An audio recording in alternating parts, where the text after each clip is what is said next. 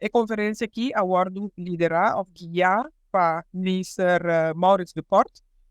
rechter de Aruba, na Aruba também. Sumamente bom meneer de Kort aqui a liderar e guiar a conferência aqui. A conferência a tomar lugar tem um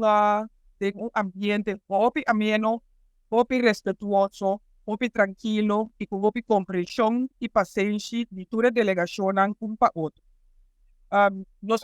como Boneiru, nós vai com nos documentos de nosso standpoint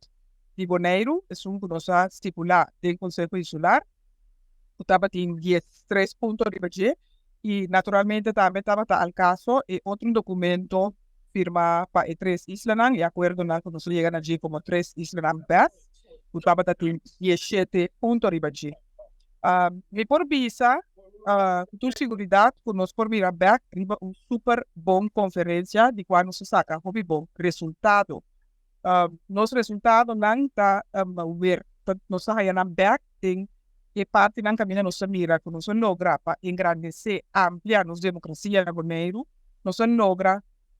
para criar e mais fundo estrutural também para a carreira que nós temos que atender na Boneiru, e também nós logra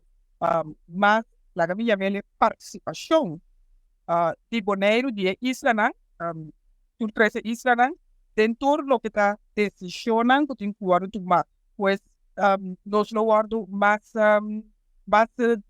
por de começo betrokken natura decisionan que tem que tomar aqui na Den Haag, para reflejar os que tem de haver, para tocar com os islas.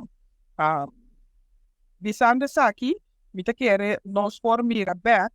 uma conferência objetiva, uma conferência caminha com de turbanda nos assinta de uma explicação para que nós mira certo adaptação, certo agregação e certo coisa como se pode quitar ou cambiar.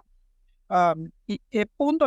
aqui, uno para uno, nos trata conjuntamente e me tenho visto a senhora staatssecretária van Huffelen. Me tem aprecio grande pequeno por ela sinta 3 dias conosco